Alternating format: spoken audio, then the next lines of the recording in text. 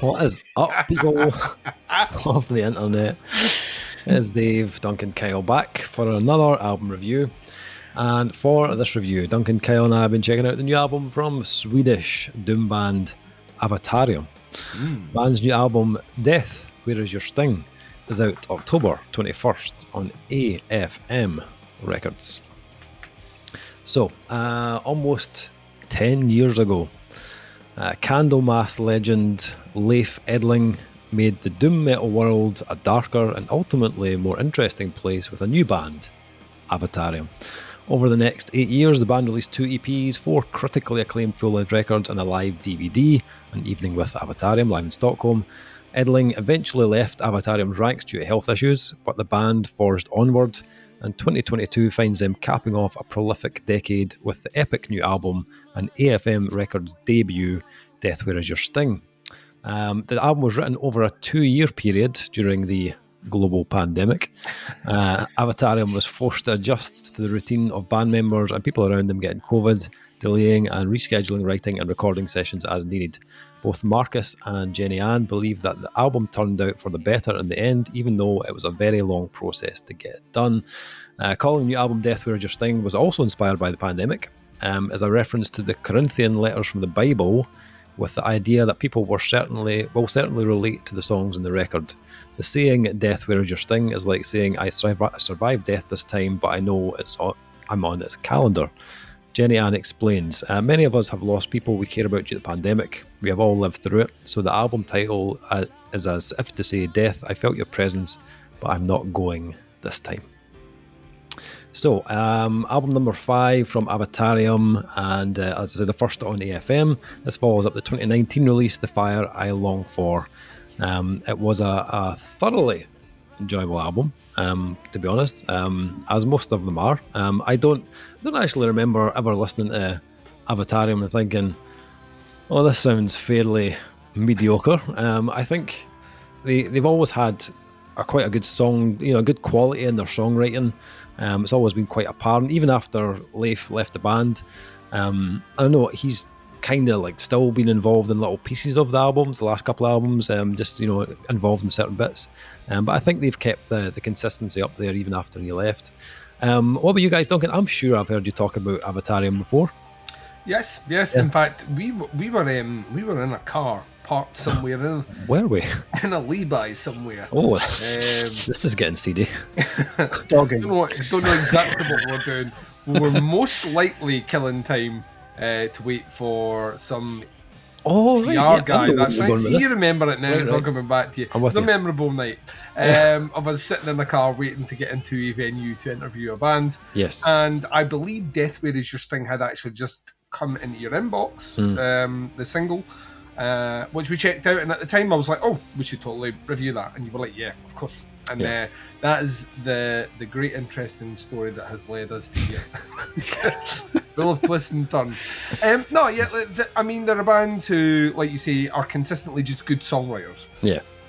Whether you like their particular brand of kind of doomy, sort of almost kind of folky style music, whether or not that's your bag, the one thing you can throw as an accusation to the band is that they don't know how to craft a song.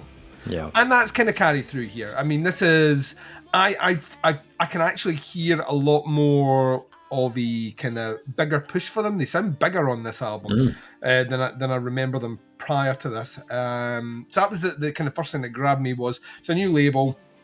It's a bigger label. We'll see how this turns out. And like right from the off with A Love Like Ours, there's a presence of kind of almost statement from the band of this is something bigger. This one is a really moody album. It's like a mood for days, yo. Say in the hood, and it really does. I think that was the thing that kind of stood out to me, like on the immediate first listen when I got to it, is I just felt like I'd been through like a kind of emotional roller coaster. They have a really kind of, it's primarily in the vocals more than anything, but they have a really sound presence for atmosphere and kind of dramatic impact in the way the songs are done. She's got a beautiful tone. I mean, I literally think she's got a phenomenal voice anyway. Yep. There's a kind of raspy smokiness to it that really kind of suits her sound overall. At times it reminded me a little bit of, we reviewed a band called The Limit last year. Oh, yeah. And he was a much older guy fronting that band, but there was a kind of, almost a kind of forlorn weariness with the world. And his voice, you could hear it, and that's in here as well. You get the feeling that what's on paper and what is sung is something that's lived, and that's something that's very difficult to capture vocally, because most metal vocalists don't always sing about stuff that they are living. They sing about stuff that make interesting songs. But I felt like the delivery is like super authentic. The track listing as well flows really well. I kind of felt like we were getting a story here throughout the album. Moving through tracks like Stockholm, which you can hear a real longing for their home country, and then into the single, arguably the big hitter of this album, Death Where Is Your Sting, which is just this very poignant, very precise, and really surprisingly catchy track. It's got like a chorus that you can sing. Granted, it's a bit depressing, but you can totally sing along with it. And then the album goes kind of a bit more experimental. Psalms for the Living is like much more kind of stripped back, kind of more leaning on kind of the ideas of kind of atmosphere and tone and texture. God is Silent starts to bring it back. Mother, Can You Hear Me Now? Once again, it's starting to get a bit more teeth. Nocturne starts to level things out again, and Transcendent, as well as a great closer.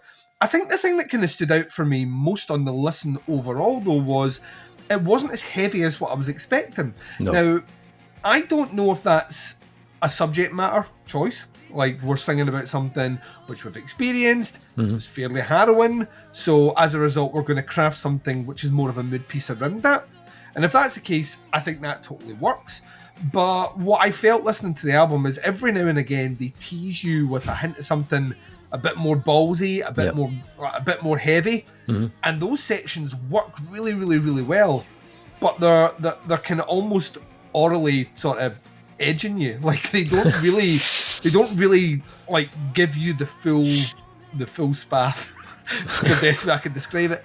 They never go to the point where what is delivered here feels in keeping with where the band have come from, but bands grow, and a lot of those kind of heavier song elements, certainly those elements that felt more dramatic and in line with Candlemass, are maybe no longer there, and they're maybe moving on from that.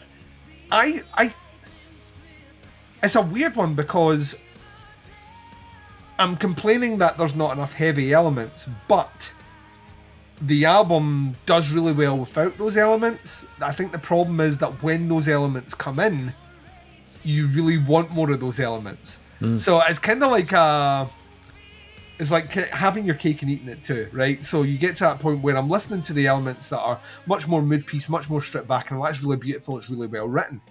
And then a heavy riff comes in, you're like, oh, and then they're like, no. And I'm like, right. So I don't know, it's produced beautifully. I mean, this is once again, nice, pristine, great production. Sounds like money. You know what I mean? This sounds like money's been spent on it. Also has a really good pacing. It's about a 45-minute album, 8 tracks, flows really, really well. So it's maybe not as heavy as what I was expecting, and that might not necessarily be a bad thing. They have a back catalogue that certainly has heavier stuff. Yeah. But I felt like there was maybe just a dynamic missing on the album that could have used a bit more of that. Even if it's just one track which is predominantly led on a heavier tone, and may have broken it up a little bit more. But yeah, I mean, they've never done anything bad. They still haven't done anything bad. It's going to fit in very well with the label they're on. And, she still is an incredible frontwoman. Our vocal delivery is pristine. I just maybe was expecting the occasional heavier riff that didn't come. So that's really my only gripe with it, is that there are moments where it teases something which could open the album up a bit more, and it never really arrives. Okay. Kyle?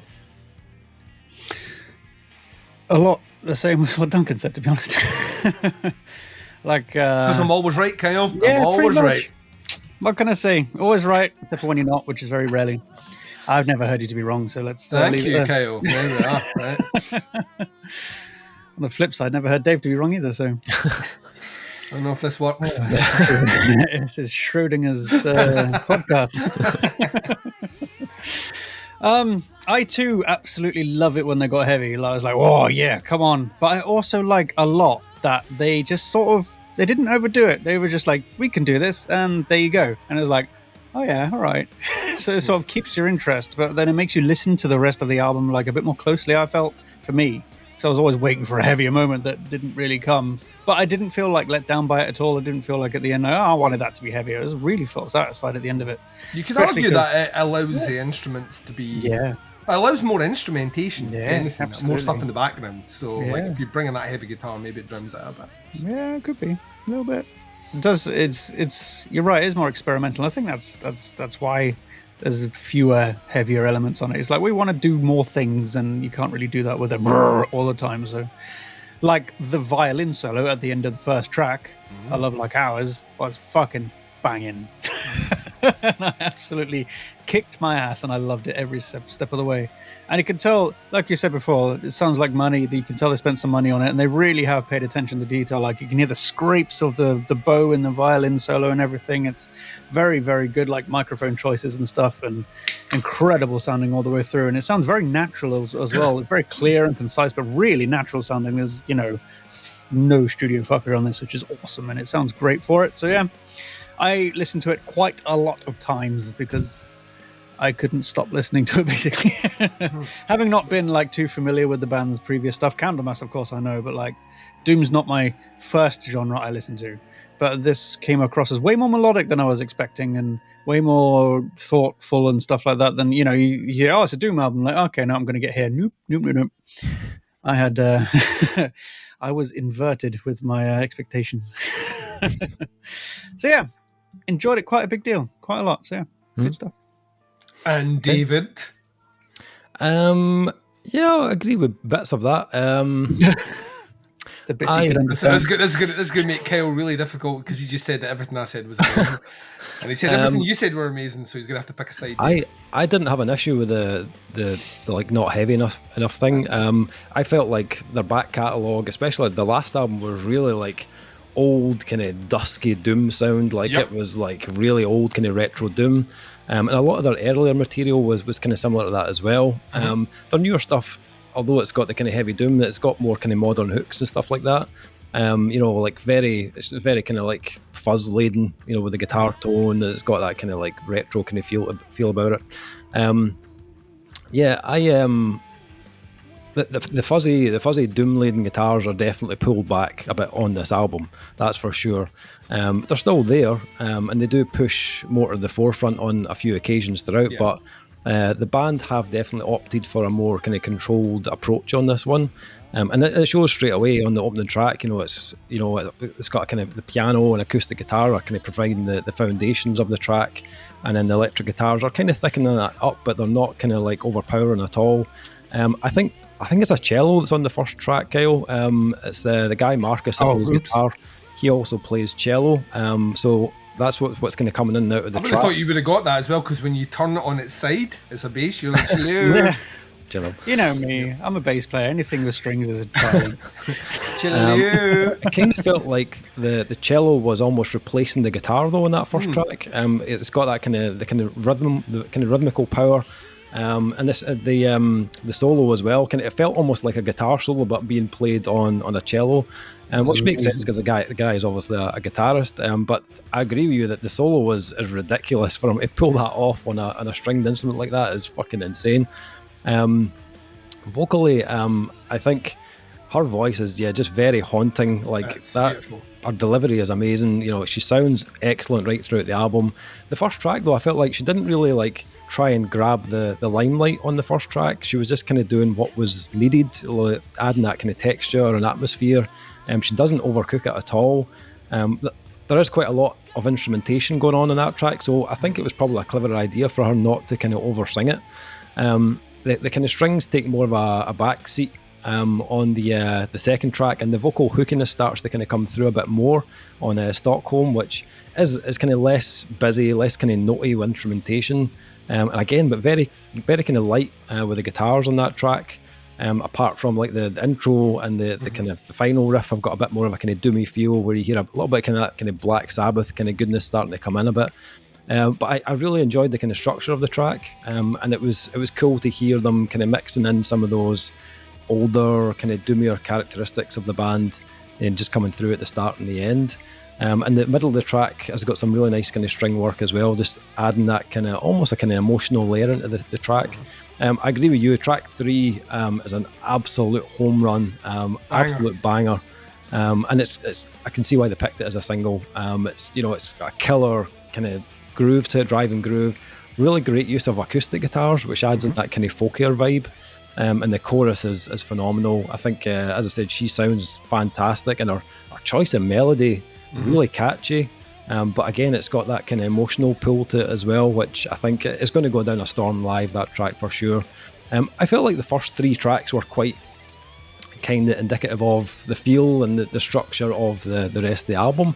It continues with an album that's quite big, and the kind of contrast and atmosphere and emotion, going from that kind of full-on ballad with just vocals, clean guitars on Psalm for the Living, into tracks like God is Silent or Nocturne, which are a bit more groovy, a little bit more kind of riff focused. And then again, here's Jenny Ann delivering these big rangy kind of stretched out vocal lines that you can't help but be impressed by those. I think I agree with you, Duncan. I think the way they've ordered the album, it fits the pacing of it really well, flows really well, sounds really natural, and they're always giving you something a little different, texturally or stylistically. So I never felt like I was getting hit with like 2 tracks back to back that sounded like very similar, or identical. And it's another great example of their songwriting, how good they are at this point now. You can hear they've got everything carefully arranged and kind of planned out. For me, there was only a couple of things that I think could have elevated this to the next kind of level. I think, as I've said, I think Jenny Ann has a phenomenal voice. Her tone, her phrasing is unreal. I think they could have done more with the other vocals on this. Not Jenny Ann in particular, but I felt like there were parts where they could have made the backing vocals a little bit bigger, a little bit more kind of prominent. They do kind of come and go on the album, but I felt like they were a little bit too much in the background. And when I was listening to some of the songs, I thought, what would have been really cool if they maybe brought in just another kind of single kind of male vocal just to kind of counter off of Jenny Ann. I think there were a couple of opportunities on Psalm for the Living, or even the quieter moments of Mother Can You Hear Me Now. I thought that would have probably added another kind of layer, into the mix, and just kind of elevated the tracks a little bit more. The closing track was also a little bit of a letdown for me. Probably the most kind of experimental of the album, which just makes sense for a closer. Doesn't have any vocals, just the rest of the band with, again, the addition of the cello again. But it felt a little bit like a kind of wasted opportunity. I think they could have closed the album with something a bit kind of stronger, a bit more final. The track was okay. I thought it had quite a cool arc to it. And I could hear they were almost using the cello as a replacement for the vocal, but overall I was kind of a little bit underwhelmed with that last track. Those kind of issues aside, I still think it's a really strong release. I listened to the last album again, kind of back to back with this one. I don't know if this one is better than the last album. It's hard to say because the 2 albums are very different. I think the last album maybe had more, or maybe slightly stronger hooks overall, but I think this one is more varied and more emotional than the last album. But I do think that this new material will be a great addition to the live shows, because I think it'll give them more variety in their stage show, and it feels like they're kind of in that stage of their career now where the quality of music will sound great in a kind of large capacity venue.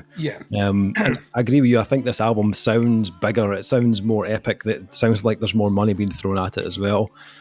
So I can imagine them headlining those kind of bigger venues now with this type sound. Okay, so scores. What did we think, scoring wise, for this one? You from Avatarium, Duncan? What are you thinking? Yeah, I'm going to go a 3.5 for this. So I think, it's a big sounding album. I think it's paced really well. I think it's recorded really well. I love the vocals on it, and I love the structure. However, to me, I think there are elements that I prefer from their older sounds, specifically some of those bigger riffs, which are maybe missing here, which I understand why they're not here, but to me, I think it would have opened the sound up a little bit more if they had been there. So yeah, 3.5 is where I'm coming in for this one. Okay. Kyle? Coming at the same, actually, yeah. 3.5. Mm-hmm. I'd give it a 4, actually. I think it's slightly better.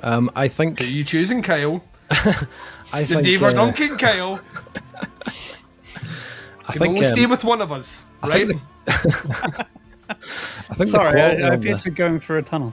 I think the quality of this is very good throughout. I think I love this kind of emotional side they've given to their sound. I think her vocals just absolutely suit it down to the ground. I think there was, for me anyway, there was enough kind of heavier moments. There's not a lot of them on the album, but when they did come in, it kind of satisfied what I needed. And I think if I was looking for that full on heavy sound, the last That's few what I'm saying. albums They've got a whole back catalogue has that already. Well, so yeah. I like this was something different.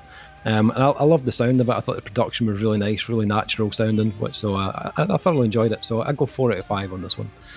Avatarium. So the new album drops on October 21st. It's called Death, Where Is Your Sting? It comes out on AFM Records. I'll put links below to the band's Facebook pre-order. Check it out. Let us know what you think. Stick some comments in below. Happy to hear your thoughts on it. That is the review. Thank you for checking it out. We'll be back with another review very soon, but until then, take care. Speak to you soon. Bye, everyone. Bye. When I hear the roar of thunder, see the lightning split the sky, see the